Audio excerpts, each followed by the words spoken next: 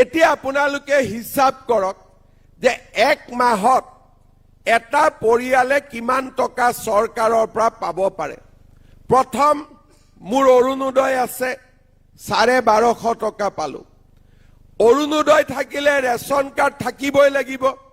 Ration কাৰ্ডত চাউল 800 টকাৰ চাউল ঘৰত বিনামূলীয়াকৈ আহিলে। 1250 আৰু 800 আমাৰ 2050 টকা হল। গেছৰ চিলিণ্ডাৰ কিনিলো 400 টকা বেংকৰ একাউণ্টত সোমালে 2400 টকা হল।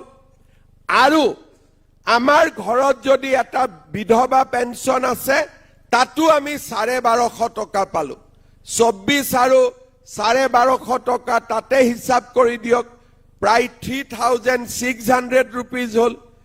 তাৰ লগত যদি ঘৰত এজন বৃদ্ধও আছে আৰু 250 টকা পালে, তাৰ মানে প্ৰায় 4000 টকা পালে।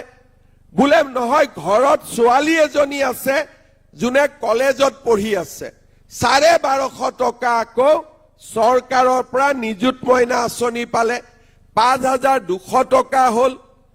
আজি যদি আপোনালোকে চাই যে কংগ্ৰেছৰ দিনত লুঙি ধুতি সূতা কম্বল আঁঠুৱা, আৰু আমাৰ দিনত এটা পৰিয়ালত যদি অৰুণোদয় পৰিয়াল হয়, এই অৰুণোদয় পৰিয়ালটোৱে 5000 ৰেশন কাৰ্ড আৰু অৰুণোদয় থাকিলে এটা পৰিয়ালে 5000 5500 টকালৈকে মাহত আজি সুবিধা পাই আছে।